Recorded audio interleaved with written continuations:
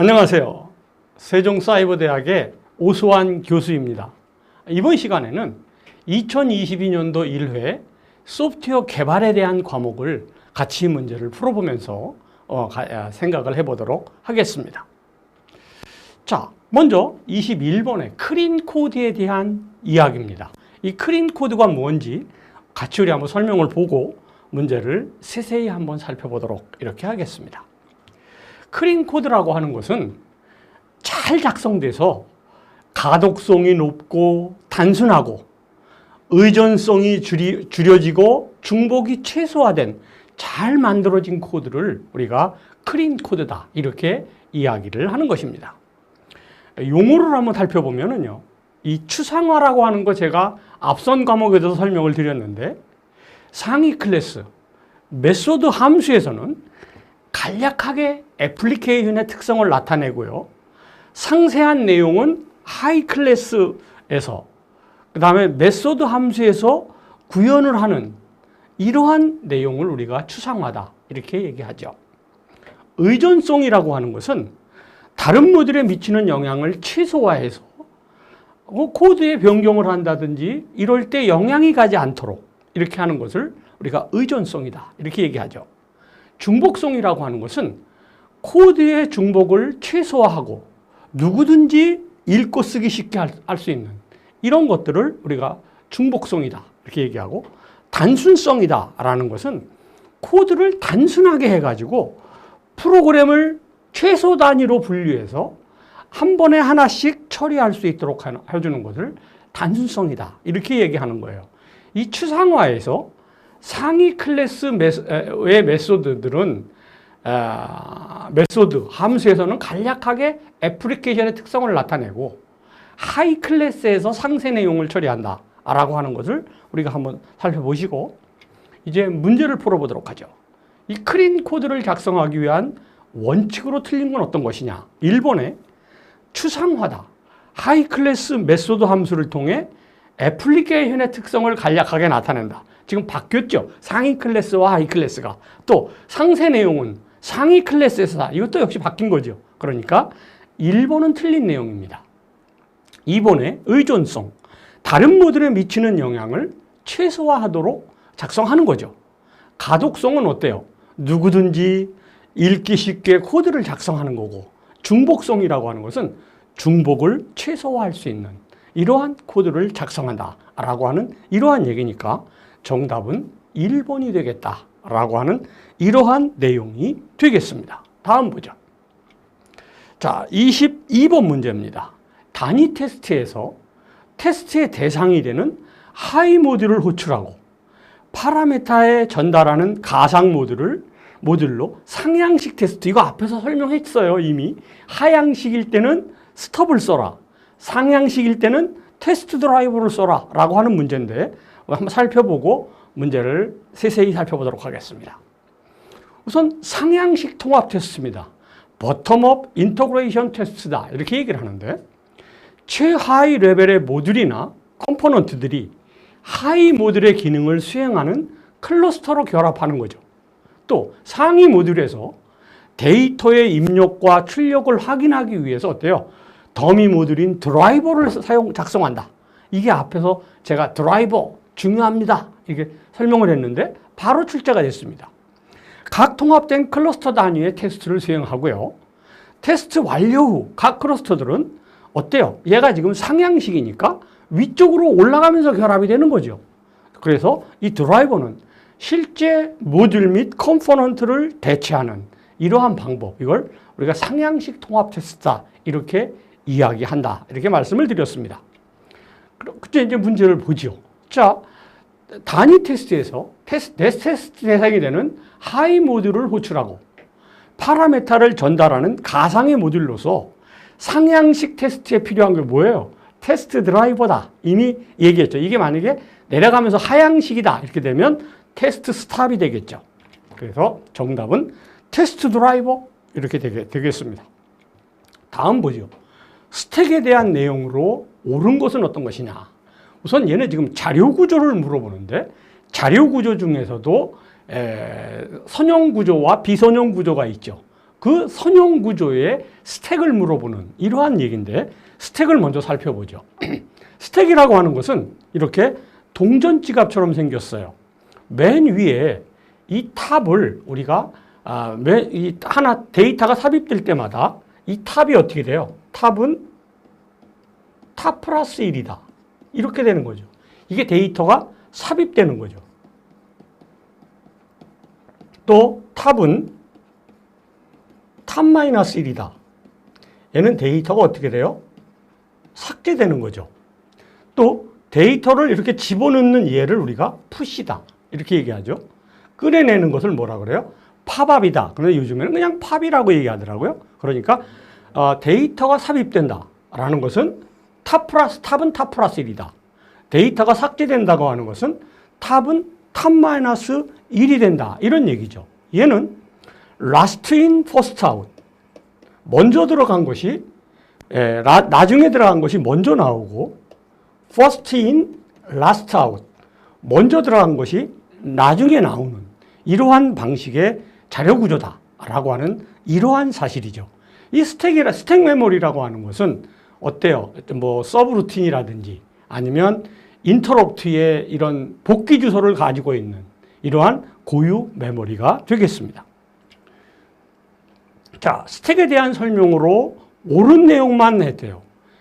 기억에 FIF, P4라고 하는 것은 먼저 들어간 것이 먼저 되니까 이 P4는 이런 Q를 나타내는 거죠. A, B, C, D 이렇게 되어 있으면 이 A가 먼저 들어갔기 때문에 먼저 나가는 거죠. 그러니까 얘는 Q에 해당하는 얘기니까 아닙니다. 순서 리스트에 리어와 프론트가 있다. 이 리어라고 하는 곳에서 데이터가 입력이 되고 프론트라고 하는 곳에서 데이터가 삭제되잖아요. 그래서 Q라고 하는 것은 R은 R 플러스 1이다. 얘는 데이터가 삽입된다. 이런 얘기죠. 또 프론트는 프론트 플러스 1이다. 얘는 데이터가 삭제된다. 이런 얘기죠. 그러니까 얘는 프론트와 리어가 있다는 것도 역시 Q에 대한 이야기입니다. 선형 리스트에서 양쪽 끝에서 삽입과 삭제가 모두 가능하다. 얘는 스택을 얘기하는 거죠. 이렇게 스택이라고 하는 것은 입력이 되고 출력이 되는, 푸시가 되고 팝이 되는 이런 내용이니까 삽입과 삭제가 모두 가능하다. 디귿은 맞는 얘는 양쪽 끝이군요. 양쪽 끝이면 아니죠. 양쪽 끝이라는 것은 어때요? 얘는 데크를 얘기하는 거예요. 그래서 디귿도 틀린 얘기네요. 인터럽트 처리, 서브루틴 호출. 얘는 인터럽트 처리와 서브루틴은 당연히 스택이 하는 거예요. 그러니까 맞는 답은 리을밖에 없네요. 그래서 정답은 리을이 되겠다라고 하는 이러한 이야기가 되겠습니다. 여기 제가 착각을 한 것은 양쪽 끝에서 하는 것은 데크인데 한쪽에서 입력이 되고 한쪽으로 출력이 되는 것은 스택이다라는 것 다시 한번 강조해서 말씀을 드리도록 하겠습니다. 다음 보죠. 소프트웨어의 모듈화의 장점이 아닙니까? 자, 모듈화를 왜 합니까? 라고 하는 이 모듈의 개념을 물어보는 이러한 문제인데 한번 내용을 살펴보고 모듈을 살펴보도록 하겠습니다. 자, 모듈화의 장점이라고 하는 것은 프로그램을 효율적으로 관리할 수 있어요. 모듈화라는 것은 자, 프로그램을 하나의 이렇게 덩어리로 보는, 모듈로 보는 거예요. 그래, 너는 입력이야. 여기서 입력 처리를 해줘. 입력 모듈이야. 너는 뭐 처리 모듈이야. 너는 출력 모듈이야. 이렇게 프로그램을 하나의 덩어리로 만들 수 있다는 거죠. 이렇게 되면 이해하기가 쉽잖아요. 얘는 입력 루틴이구나. 얘는 출력 루틴이구나. 이렇게 하는 거예요. 또 소프트웨어의 시험 및 통합 수정이 용이합니다. 또 입력이 필요할 때는 입력 모듈만 갖다 쓰면 되죠. 출력이 필요하면 출력 모듈을 갖다 쓰면 되죠. 이런 재사용이 가능하다는 거예요. 그래서 오류를 줄일 수 있다. 이것이 바로 모듈화의 장점이 되겠습니다. 자, 소프트웨어 모듈화의 장점이 아닌 것은 어떤 것입니까? 이런 문제인데요. 오류의 파급 효과를 최소화한다. 오류가 줄을 수 있잖아요. 그 다음에 기능 분리가 가능해서 인터페이스가 복잡하다. 인터페이스가 복잡하면 되겠어요? 그 다음에 모듈의 재사용 가능으로 개발과 유지 보수가 용이합니다.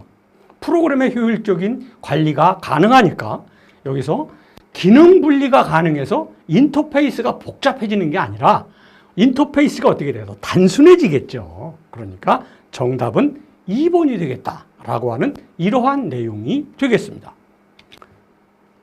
다음 보죠. 소프트웨어 프로젝트 관리에 대한 설명으로 옳은 것은 어떤 것이냐. 개발에 따른 산출물의 관리. 프로젝트 관리에 대한 지금 이러한 이야기인데 프로젝트 관리에 대한 설명을 먼저 한번 보시죠.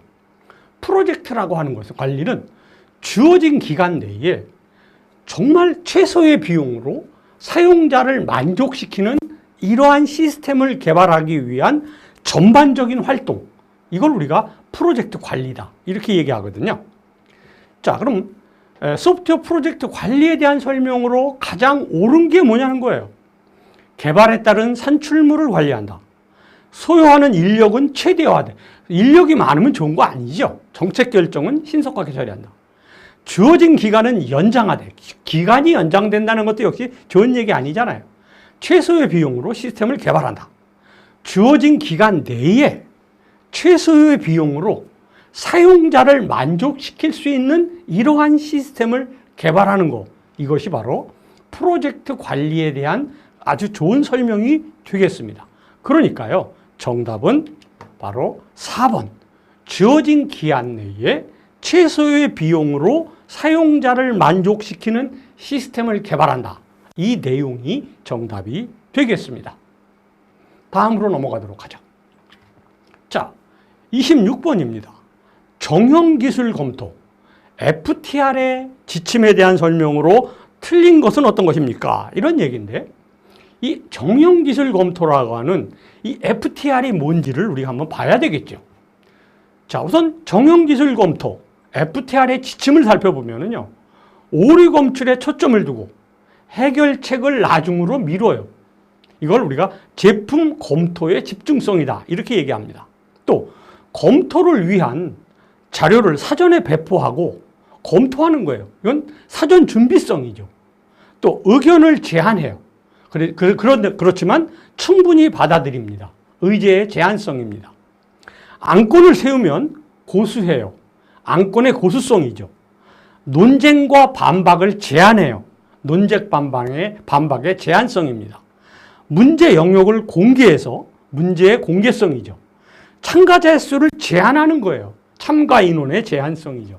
발견된 오류는 문서화한다. 이것을 우리는 문서성이다. 이렇게 이야기를 할 수가 있겠습니다. 자, 그러면 보죠. 자, 의제를 제안한다. 제안해야죠. 논쟁과 반박을 제한한다. 제한해야죠. 문제 영역을 명확히 표현해야죠. 참가자 수를 제한하지 않는다. 아니죠. 제한해야 한다라고 하는 이러한 이야기니까요. 정답은 참가자 수를 제한하지 않는다. 이것은 잘못된 이야기가 되겠습니다. 자, 다음으로 보죠. 소프트웨어 제공학의 주요 활동 중 기존 소프트웨어 시스템을 새로운 기술 또는 하드웨어 환경에서 사용할 수 있도록 변환하는 작업을 뭐라고 그럽니까? 지금 이런 문제인데, 이 애널리스트부터 이 용어에 대한 이러한 이해를 물어보는 이러한 얘기인데, 용어에 대한 설명을 한번 먼저 보도록 하겠습니다. 우선 애널리시스다라고 하는 것은 기존의 소프트웨어를 분석해서 제공학의 대상으로 선정하는 거예요. 얼마나 분석을 잘하냐 이런 거죠. 그 다음에 이 마그레이션이다라고 하는 것은 기존 소프트웨어를 다른 운영체제나 하드웨어 환경에서 사용할 수 있도록 변환해주는 작업, 이걸 우리가 마이그레이션이다 이렇게 이야기를 한다. 마이그레이션 잘 기억해 주십시오. 그 다음에 리스토라 커트닝이다라고 하는 것인데, 얘는 어때요? 기존 소프트웨어를 향상시키기 위해서 코드를 재구성하고 이런 작업인데, 기능과 외적 동작에는 변화가 없습니다. 그 다음에 리버스 엔지니어링이다. 기존 소프트웨어를 분석해서 소스 코드를 얻어내는 이러한 작업이에요. 소스 코드로 소프트웨어를 만드는 작업의 어떤 역작업이다. 역에 대한 역작업이다라고 하는 말을 리버스 엔지니어링이다. 이렇게 이야기하는 이런 내용이 되겠습니다. 자, 그러면요. 소프트웨어 제공학에서 공학의 주요 활동 중 기존 소프트웨어 시스템을 새로운 기술이나 하드웨어 환경에서 사용할 수 있도록 변화하는 작업을 의미하는 것을 뭐라고 합니까? 그러니까 마이그레이션이다 라고 우리 앞에서 공부했잖아요. 그러니까 여기서 마이그레이션이다 라고 하는 것이 정답이 되겠고요. 애널리시스다. 이 분석이 중요하거든요. 이 시스템 분석이다 하면 시스템 분석에 경험이 많은 사람들이 분석가가 될 수 있어요. 경험이 없는 사람은 절대 분석을 할 수가 없다라고 하는 이러한 이야기를 이야기하면서 마이그레이션 아주 중요한 단어니까 여러분들 잘 기억을 해 주시기를 부탁을 드리도록 하겠습니다. 다음 넘어가죠. 정보 시스템의 개발 단계에서 프로그래밍 언어 선택 시 고려해야 할 사항으로 가장 거리가 먼 것은 어떤 것입니까? 라고 하는 이러한 이야기예요. 여기는요, 정보 시스템 개발 단계에서 프로그래밍 언어에 대한 이런 개념이 있느냐라고 하는 이런 문제를 물어보는 문제인데요. 한번 보죠. 개발 언어 선정 시에는 이러이러한 작업들이 고려돼야 돼요. 적절성, 효율성, 이식성, 친밀성, 범용성, 또 개발 담당자의 경험과 이게 정말 중요해요. 개발 담당자의 경험과 지식이 있어야만 좋은 프로그램을 만들어낼 수가 있습니다. 또 사용자의 요구사항에 얼마나 내가 귀를 기울이냐. 그러니까 사용자의 요구사항을 잘 반영할 수 있는 이러한 프로그램을 개발할 수 있어야 돼요. 또 컴파일러, 지금 개발 언어 선정을 해야 되는 거니까 어떤 컴파일러를 쓸까? 이건 경험 많은 사람들의 경험을 이용하거나 뭐 어쨌든 그 프로그램 언어의 특성을 잘 이해할 수 있는 이런 사람들이 컴파일의 이용 가능성들을 분석해서 개발 언어로 선정하면 좋을 것 같습니다. 자, 그러면 정보 시스템 개발 단계에서 프로그래밍 언어 선택 시 고려할 사항으로 가장 거리가 먼 게 뭐냐? 개발자의 정보 시스템의 특성이라든지 사용자의 요구사항이라든지 컴파일러의 가용성이라든지 이런 것들은 정말 우리가 고려를 해야 되는 사항이에요. 그런데 이 컴파일러의 독창성은 프로그래밍 언어 선택의 전혀 대상이 되지 않는 이러한 내용이에요. 그러니까 정답은 어떻게 되겠습니까? 4번에 컴파일러의 독창성이다 라고 하는 이러한 내용이 되겠다라고 하는 이런 문제가 되겠습니다. 자, 29번 문제 보죠. 소프트웨어 패키징에 대한 설명으로 틀린 것은 했는데 지금 여기서 이 문제가 물어보는 것은 패키징을 왜 하느냐, 패키징이 뭐냐 이걸 물어보는 거죠. 그럼 우리가 패키징에 대한 개념을 먼저 한번 살펴보고 이 문제를 아주 자세히 살펴보도록 하겠습니다. 우선 이 소프트웨어 패키징이다 라고 하는 것, 우리가 패키지한다, 싼다 이거죠. 그러니까 소프트웨어 개발이 다 끝났어요. 그러면 다 만들어진 소프트웨어를 사용자들에게 배포하려면 그냥 줄 수는 없는 거 아니에요. 패키징을 해서 줘야죠. 그러니까 사용자에게 배포하기 위한 패키징이에요. 그 안에는 뭐 있어요? 이 프로그램을 어떻게 설치할 건지, 이 프로그램은 어떻게 쓸 건지 이런 것들이 들어있어야 되지 않겠어요? 그러니까 설치 및 사용자 매뉴얼을 작성하는 활동, 이걸 우리가 패키징이다 이렇게 얘기하죠. 이 패키징도 굉장히 중요한 거죠. 패키징이 잘 돼야 인수를 해줄 수 있을 거 아니겠어요? 그래서 이 소프트웨어 패키징에 대한 개념을 물어보는 이러한 문제니까요. 한번 이제 문제를 한번 자세히 들여다보도록 하겠습니다. 소프트웨어 패키징에 대한 설명으로 틀린 것은 1번, 패키징은 개발자를 중심으로 한다. 지금 우리가 이 패키징이라는 개념을 알면 패키징은 누구한테 주는 거예요? 개발자가 개발을 해서 사용자에게 전달하는 거 아니에요. 그런데 패키징을 개발자 중심으로 한다. 그렇다면 그건 패키징이 아니죠. 그러니까 개발자를 중심으로, 뭐 그럴듯해 보이기는 합니다만은 절대로 얘는 답이 될 수 없는 이러한 내용이 되겠습니다. 신규 및 변경 개발 소스를 식별하고 이를 모듈화하여 상용 제품으로 패키징한다. 그렇습니다. 이 상용 제품으로 패키징하는 거죠. 또 고객의 편의성을 위해서 매뉴얼 및 버전 관리, 여기 이 패키징이라는 게 이거 아니에요. 매뉴얼 및 버전 관리를 지속적으로 한다. 이게 패키징 아닙니까? 범용 환경에서 사용이 가능하도록 일반적인 배포의 형태로 패키징이 진행된다라고 하는 이러한 이야기가 되니까요. 어때요? 개발자 중심 이건 아니죠. 그러니까 여러분들이 패키징이라는 개념만 알면 패키징은 결국은 사용자를 위해서 필요한 거 아니에요. 인스톨을 어떻게 할 거고 이 소프트웨어를 주면 이 소프트웨어는 어떻게 작동해서 쓰고 어떨 때 쓰고 이런 매뉴얼이 필요한 거 아니겠어요? 사용자 입장에서는 아무것도 매뉴얼이 없으면 소프트웨어를 어떻게 쓰겠습니까? 그러니까 여러분들이 한번 생각해 보세요. 내가 새로운 소프트웨어를 하나 받았어요. 그러면 이 새로운 소프트웨어를 내가 잘 쓰려면 이 소프트웨어에 대한 당장 여러분들은 뭐부터 찾겠어요? 여러분들은 매뉴얼부터 찾을 거 아니겠습니까? 그게 바로 패키징이라고 하는 이러한 사실이니까 개발자를 중심으로 진행한다. 이것은 잘못된 설명이다. 라는 이러한 이야기가 돼서 패키징은 누가 중심이 돼야 돼요? 사용자가 중심이 돼야 된다. 라고 하는 사실. 여러분들이 기억해 주시기를 부탁을 드리도록 하겠습니다. 다음 보죠. 자료 분류 중 선형 구조가 아닌 것. 이 문제는요. 먼저 이 문제의 답을 아는 것도 중요하지만 자료 구조라고 하는 이것을 이해하느냐라고 하는 이런 문제예요. 그래서 이 자료 구조의 분류를 먼저 보죠. 이 자료 구조에는요. 이건 반드시 암기가 되셔야 돼요. 선형 구조가 있고 비선형 구조가 있어요.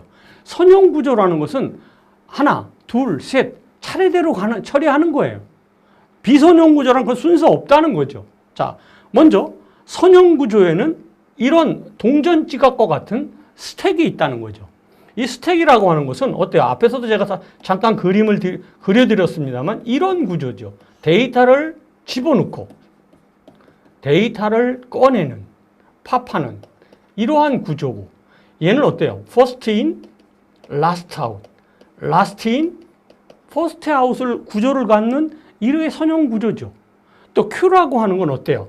이렇게 돼 있어서 A, B, C, D다. 그럼 여기가 리어고 여기가 프론트가 돼서 리어는 리어 플러스 1이다. 이게 삽입이라는 거죠. 프론트는 프론트 플러스 1이다. 이게 삭제가 된다는 거죠. 그래서 입력과 출력이라는 거죠. 그 다음에 데크라고 하는 것은 양방향 Q예요. 이 Q라고 하는 것은 한 방향으로 가지만 얘는 여기가 입력이 될 수 있고 이쪽에서 입력과 출력이 될 수 있다. 그러니까 프론트와 리어가 양쪽에서 존재할 수 있는 양방향 Q 이거를 우리가 데크다 이렇게 그러니까 이걸 우리가 뭐라고 그래야 한다? 양방향 Q다 라고 하는 사실이죠. 그 다음에 이 리스트라고 하는 건 뭐냐면 이 선형 구조에 배열이라는 것도 있어요. 사실은요. 배열이라는 구조를 한번 보죠. 배열이라는 구조는 이렇게 생겼어요. 뭐 10, 20 하고 여기 뭐 하나 빼놓고 40이라고 하죠. 50, 60 하고 빈칸이 있어요. 데이터를 하나 여기에 지금 40과 50 사이, 그러니까 20과 40 사이에 30이라는 데이터를 추가하려고 그래요. 그럼 어떻게 해요?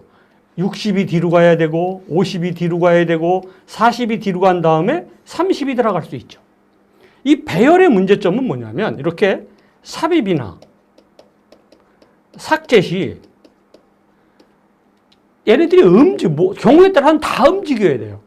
그러니까 자료를 삽입하거나 삭제하는 게 결코 용이하지 않은 이러한 게 바로 배열이에요.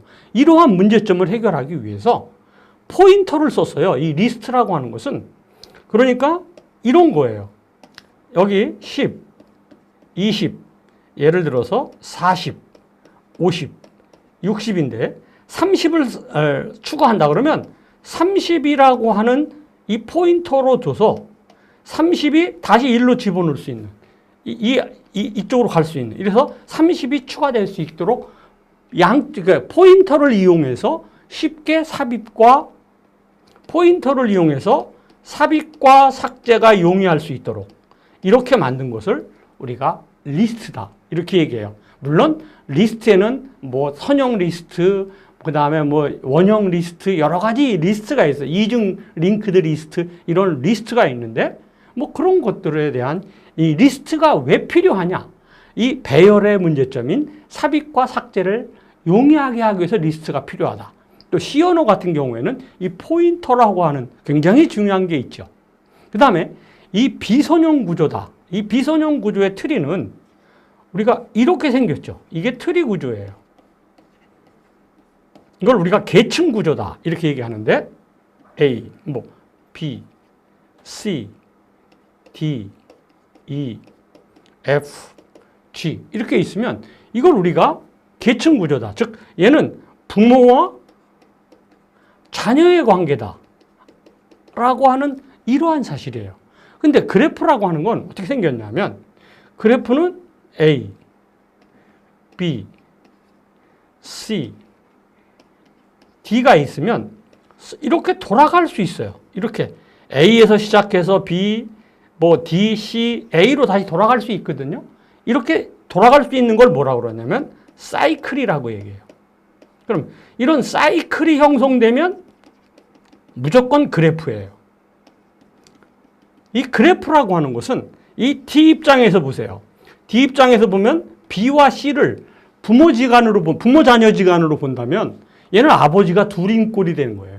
그렇다면 욕하는 거예요, 사실은. 그러니까 얘는 어떻게 따져야 하냐면 오너와 멤버의 관계로 따지는 거예요. 그러니까 이 D는 알바를 2개 해. 오전에는 사장님이 B야. 오후에는 사장님이 C야. 이런 관계라는 거죠. 그래서 오너와 멤버의 관계를 갖는다. 그런 관계를 우리가 그래프다. 틀이다. 그래서 자료 구조에는 선형 구조와 비선형 구조가 있다. 선형 구조에는 배열, 스택, 큐, 네크, 리스트가 있다. 비선형 구조에는 트리와 그래프가 있다라고 해서 이 자료 구조에 대한 기본적인 이해가 있어야 됩니다. 이 이해만 있으면 자료 구조에서 나오는 시험 문제들은 얼마든지 우리가 풀어낼 수 있는 이런 내용이 되겠습니다. 자, 이제 문제 보죠. 자료 구조의 분류 중 선형 구조가 아닌 것은 어떤 것입니까? 이 트리라고 하는 거 우리 뭐라고 배웠어요? 비선형 구조다 배웠잖아요. 그러니까 트리는 선형 구조가 아닌 거죠. 리스트, 스택, 네크는 당연히 선형 구조입니다. 그러니까 답은 트리 구조다 라고 하는 이러한 이야기가 되겠고요. 이 트리 구조라고 하는 것은 부모와 자녀의 관계가 된다라고 하는 이러한 내용이 되겠고요. 뒤에 또 트리 문제가 나오면 자세히 설명하도록 하겠습니다. 다음 문제 보죠. 아주 오래되거나 참고 문서 또는 개발자가 없이 개발자가 없어졌어요. 그래서 유지보수 작업이 어려워요. 이런 프로그램을 뭐라 그럽니까? 라고 했는데 얘도 역시 용어를 물어보는 이러한 문제입니다. 한번 보죠. 에얼리언 코드다 라고 하는 것은 외계인 코드라고 하는 거잖아요. 개발자가 퇴사했거나 현재 사용하지 않는 환경 및 언어로 작성됐거나 프로그램 관련 문서나 주석이 없는 상태에서 세월이 지났어요.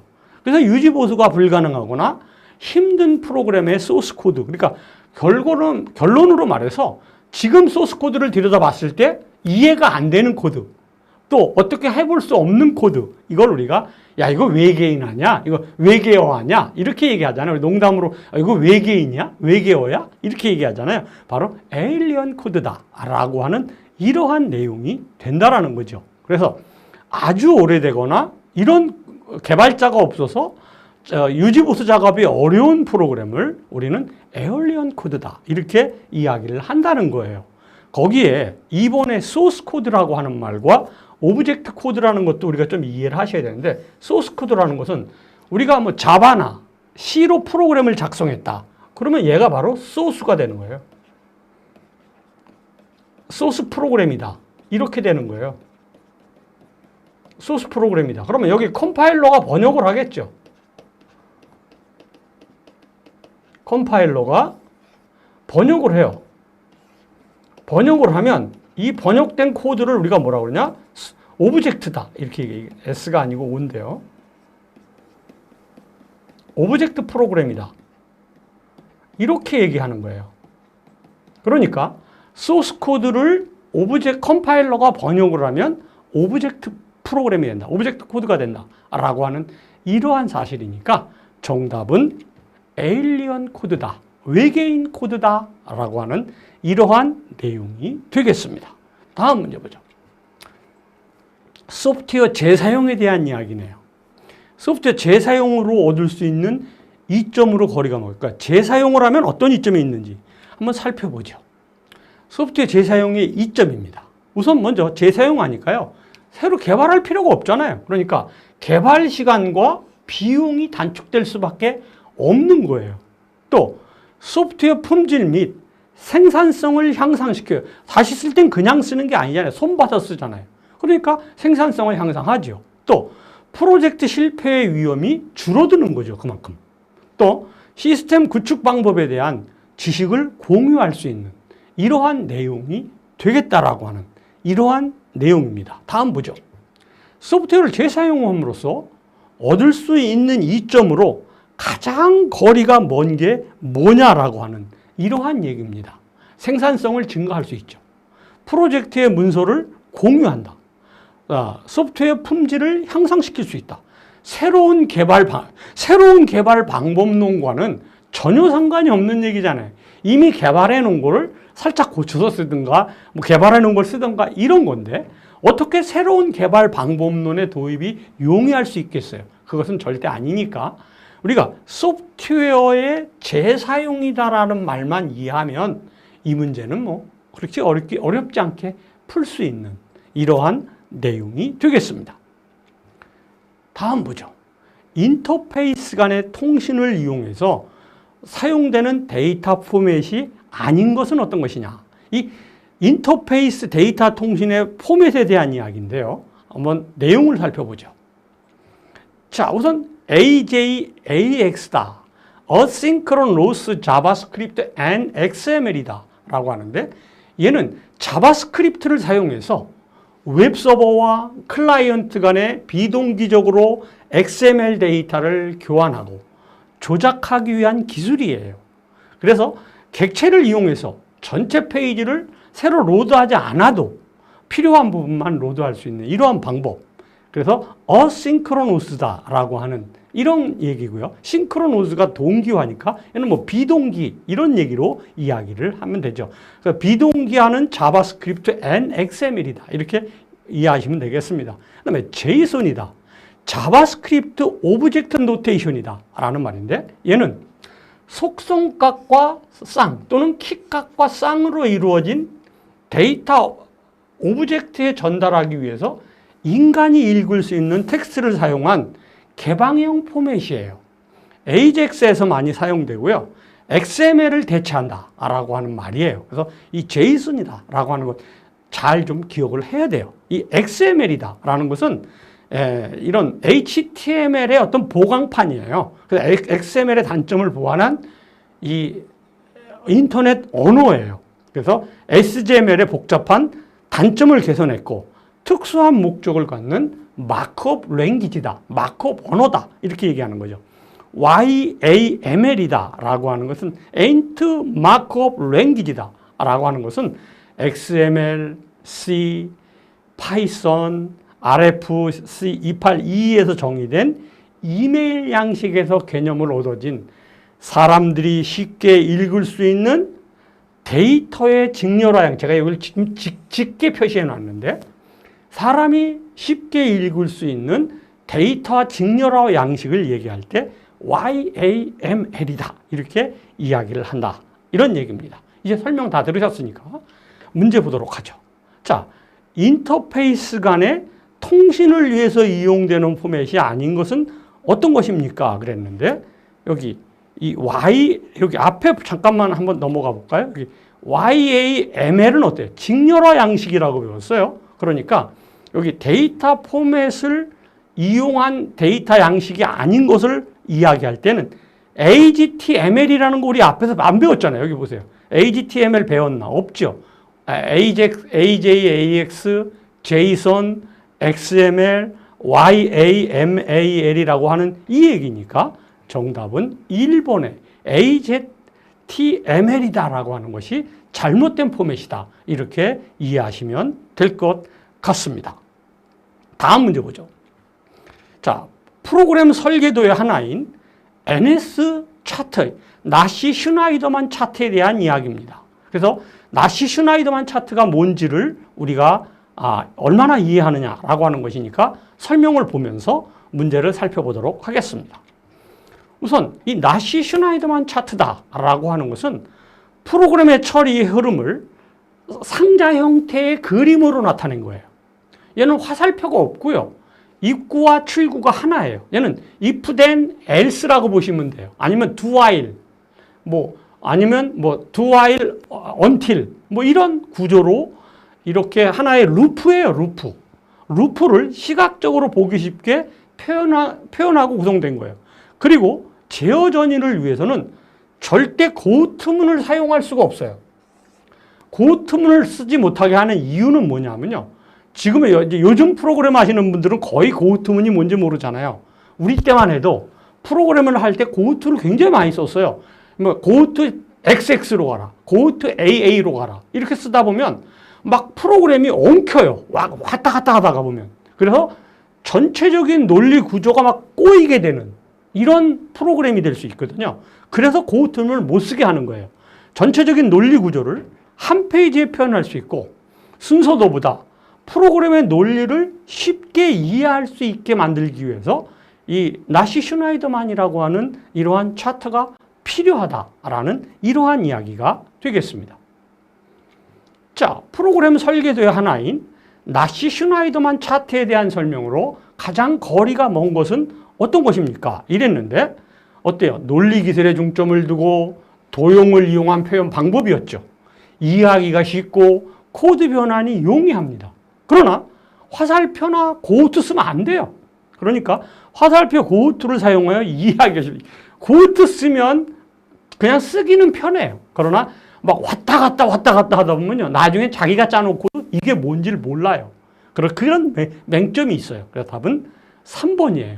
연속, 선택, 반복 등의 제어 논리 구조를 표현하는 이러한 차트. 이걸 나시 슈나이더만이다. 이렇게 얘기하는데 어때요? 화살표, 고트 이런 거 쓰면 안 됩니다. 라는 이러한 얘기를 설명한 거니까 답은 고트 쓰면 안 됩니다. 이 얘기가 정답이 되겠습니다. 다음 보죠. 자, A, B, C, D가 정해진 입력 자료를 푸시, 팝이다. 팝이 3개네요. 자, 우선 얘는 여기서 그냥 바로 한번 해볼게요. A, B, C, D다. 그러면 어떻게 돼요? 우선 이런 문제가 나오면 1번부터 하나씩 해봐야 돼요. 얘 B가 나오려면 여기 푸시 그러면 푸시면 어떻게 돼요? A, B가 돼야죠. 그리고 팝이다. 그럼 B가 빠져나가야죠. 그러면 B 나왔어요. 그럼 푸시다. 그러면 어떻게 돼요? C와 D를 넣을 수 있잖아요. 그리고 팝이면 어떻게 돼요? 여기 D, C, A가 된다. 그럼 B, D, C, A로 출력이 나오네요. 1번은. 그 다음에 A, B, C, D다. A, B, C, D는 나올 수가 없죠. 왜냐하면 푸시 다음에 팝이 있는데 어떻게 A, B, C, D가 나와요? 그 다음에 마찬가지죠. B, A가 어떻게 나오냐고요. 푸시 하면 A, B. 그 다음에 B 나오고요. 그 다음에 푸시니까 C, D가 입력이 돼야 되는데 당연히 나올 수가 없겠죠. 그러니까 여러분들이 이런 문제가 나오시면요. 한번 그려보시고 출력을 이렇게 따져보시면 어렵지 않게 풀 수 있는 이러한 문제가 되겠습니다. 자, 다음 보죠. 자, 여기서 정답은 1번이 되겠다라고 하는 이러한 이야기가 되는 거예요. 다시 한번 정리하면요. 푸시니까 A, P가 입력이 돼요. 팝이니까 B가 나가요. 그 다음에 푸시니까 어때요? C와 D가 입력되잖아요. 출력되니까 DCA. 팝이니까 DCA가 된다. 라고 하는 이러한 그림이니까 어렵지 않게 여러분들이 이해가 되실 겁니다. 다음 문제 보죠. 분할 정복 방법이에요. 분할 정복 방법을 이해하느냐라는 이러한 이야기인데 우선 이 분할 정복을 이용하는 방법에는요. 이 분할 정복을 이용하는 건 아예 여러분들 이게 알고리즘이니까 이해를 하셔야 돼요. 우선 먼저 퀵 정렬이라는 거 있어요. 분할 정복을 이용하는데 퀵 정렬이 있고요. 그 다음에 합병 정렬이 있어요. 그 다음에 이진 검색이라고 하는 거 있어요. 얘네들은 전부 분할 정복 방법을 이용하는 어떤 정렬과 검색 방법이에요. 그런데 여기 지금 퀵 정렬이다, 퀵 소트다 여기 있네요. 정답은 4번이에요. 그런데 퀵 정렬이 뭔지 한번 살펴보죠. 자, 이렇게 초기 상태가 538491627이라고 하는 게 있어요. 그렇다면 우리가 제일 좌측에 이 데이터의 가장 중간값인 5라고 하는 것을 피보트 인자로 잡아줘요. 그러면 이 5인 피보트 인자보다 작은 것은 왼쪽으로 위치하게 해주는 거예요. 또 5인 피보트보다 큰 것은 오른쪽으로 가게 해주는 거죠. 그 다음에 왼쪽에 피보트를 정해요. 그럼 왼쪽에 피보트를 정해서 작은 것은 왼쪽으로, 오른쪽으로, 큰 것은 또 오른쪽도 마찬가지예요. 중간값을 피보트로 정해서 7보다 큰 것은 오른쪽으로, 작은 것은 왼쪽으로 하게 되면 빠르게 정렬할 수 있어요. 그러니까 피보트라고 하는 인자를 내세워서 절반씩 쪼개나가는 거예요. 이렇게 절반씩 쪼개나가니까 얘는 시간 복잡도가 로그 2의 n이에요. 근데 n을 번 반복하니까 n 로그 n이 된다 라고 하는 이러한 정렬 방법이에요. 그래서 이 퀵소트라고 하는 것은 굉장히 성능이 빨라요. 왜요? 절반씩 쪼개나가니까 다른 비교 방법에 비해서 굉장히 이 처리하는 속도가 빠른 이러한 정렬이다. 중요한 것은 피보트를 이용한다 라고 하는 것 꼭 기억하시기를 바라겠습니다. 자, 그러면 분할 정복을 사용하는 기반이고 피벗을 사용했다. 그러니까 답은 어때요? 퀵 정렬이다, 퀵 소트다 라고 하는 이러한 내용이 되겠다 라고 하는 이러한 내용이죠. 그 다음에 여기 1번에 셀렉션 소트다 라고 하는 것이 있는데, 셀렉션 소트라는 건 어떠냐면 예를 들어서 5, 4, 7, 3, 8 이런 데이터가 있다고 가정을 해봅시다. 그럼 얘는 얘하고 비교해요. 그러면 4가 이렇게 오고 자리를 바꿔주지요. 그 다음에 이 4하고 어때요? 7하고 비교해요. 이렇게. 또 4하고 3하고 비교해서 자리 바꾸는 거예요. 여기 3이 맨 앞으로 오고 4가 일로 가는 거죠. 그럼 3하고 8하고 비교해서 3이 가장 작은 수구나. 그럼 맨 앞에 한번 오는 거죠. 그 다음에 두 번째 어때요? 두 번째 수와 5와 7, 5와 3, 5와 4, 5와 8 이렇게 비교해서 자리 바꿔주는 거죠. 그 다음에 버블 정렬이라고 하는 건 어떤 거냐면 이웃한항을 비교하는 거예요. 이웃한항. 그러니까 예를 들어서 5, 4, 7, 3, 1 이렇게 있다고 치면 5하고 4하고 비교해요. 그러면 자리 바꾸죠. 이렇게. 5하고 7하고 비교해요. 자리 안 바꿔요. 그럼 7하고 3하고 비교해요. 그럼 자리 바꾸겠죠. 이렇게. 7하고 1하고 비교해요. 그럼 자리 바꾸겠죠. 제일 큰 수인 7이 가장 오른쪽으로 가는 거예요. 선택 정렬은 이렇게 왼쪽부터 채워나가는 거라 비하면 이 버블 정렬은 오른쪽부터 이렇게 채워나가는 이런 방법이 된다라고 하는 거죠. 그 다음에 인서션 소트, 삽입 정렬이라고 하는 것은 예를 들어서 5, 3, 4, 2, 1 이런 데이터가 있다라고 한다면 이렇게 두 개 비교해서 3, 5 그 다음에 4가 껴들어와서 3, 4, 5 그 다음에 2가 껴들어와서 2, 3, 4, 5 그 다음에 1이 껴들어와서 1, 2, 3, 4, 5 이렇게 정렬하는 방법 이거를 삽입 정렬이다 이렇게 이야기를 하겠습니다. 그러니까 이 각 소트별 특징들만 좀 지금 제가 빠른 시간 안에 간략하게 설명을 드렸는데 또 이제 뒤에 보면 버블 정렬, 선택 정렬, 삽입 정렬 나올 거예요. 그때마다 제가 또 다시 설명을 드리도록 하겠습니다. 어쨌든 이 문제에서는 퀵 정렬이라고 하는 것은 피보트 인자를 통해서 절반씩 쪼개나가는구나 라고 하는 사실을 반드시 기억하시기를 바랍니다. 다음 보죠. 이 화이트 박스다. 이 화이트 박스와 블랙 박스를 이해하느냐. 제가 앞에서 이 정보처리 강의 기사 설명하면서 화이트 박스, 블랙 박스 중요해요. 그랬는데 바로 이렇게 시험 문제에 나온다는 거죠. 자, 문제 살펴보고 문제를 분석해 보죠. 이 화이트 박스라고 하는 것은 여러분들이 기억할 것은 얘는 개발자 검사다. 이렇게 이해하시면 좋아요.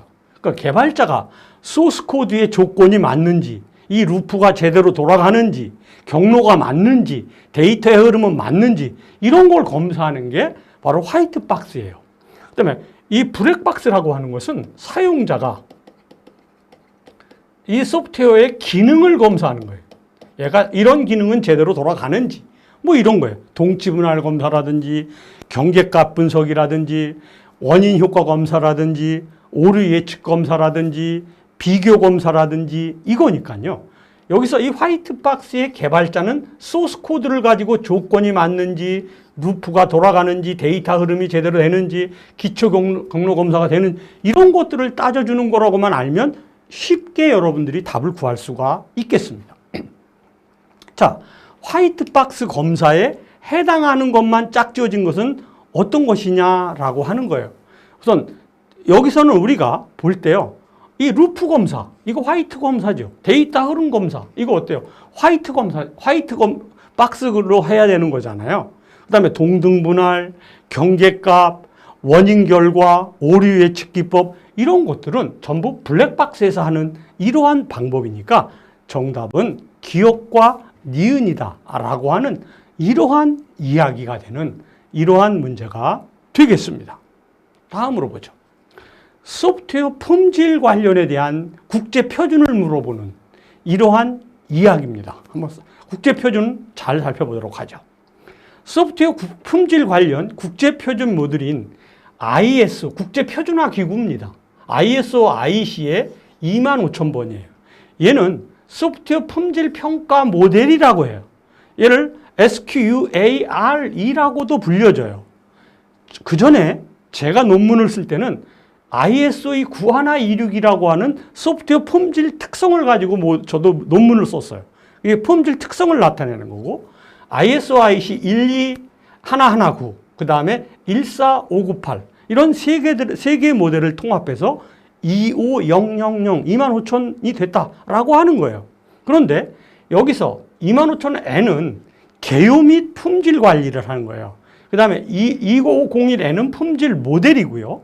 그 다음에 품질 측정, 그 다음에 품질 요구, 2504가 품질 평가, 5가 확장 분야인데 얘는 이거 다 외우기는 어려워요. 그러니까 이런 때는요, 이 문제하고 답을 그냥 통째로 외우시는 게 차라리 더 낫다라고 하는 이러한 생각이 듭니다. 그래서 얘는 소프트웨어 품질 관련 표준인 ISO IC 25000에 대한 그래서 옳지 않은 것은 어떤 것이냐 그랬는데 얘는 2501에서는 소프트웨어 내부 외부 측정하는 게 아니라 2501이라고 하는 것은 품질 모델을 따져주는 이러한 얘기니까요. 답은 3번이 되겠다라고 하는 이러한 내용이 되겠습니다.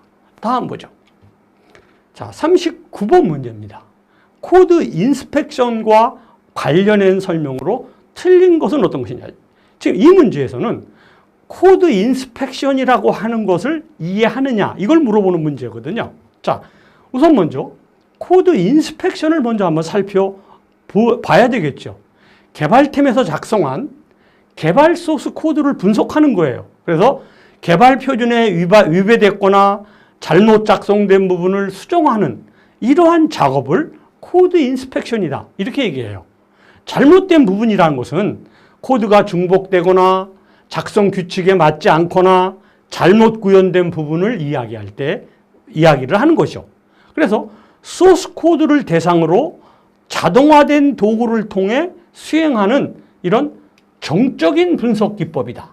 소스 코드를 대상으로 자동화된 도구를 통해 수행하는 정적 분석 기법이다 라고 하는 사실을 우리가 코드 인스펙션이다 이렇게 이야기를 합니다. 자, 그러면 코드 인스펙션과 관련한 설명으로 틀린 것을 찾아보자는 거예요. 프로그램을 수행시켜 보는 것 대신에 읽어서 눈으로 보고 확인하는 방법을 볼 수 있다. 코드 품질 향상 기법 중에 하나다. 여기 동적 테스트 시에만 이게 말이 안 되잖아요. 어떻게 동적 테스트에만 활용을 하겠냐고요. 그 다음에 결함과 함께 코딩 표준의 준수 여부, 효율성 등 다른 품질의 이슈를 검사하는 이러한 방법을 우리가 코드 인스펙션이다. 이렇게 이야기를 하는 이러한 내용이 되겠습니다. 자, 40번 문제 보도록 하죠.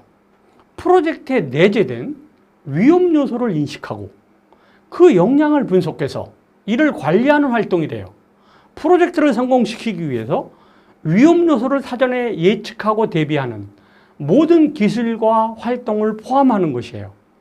뭐 얘는 문제에 답이 들어있어요.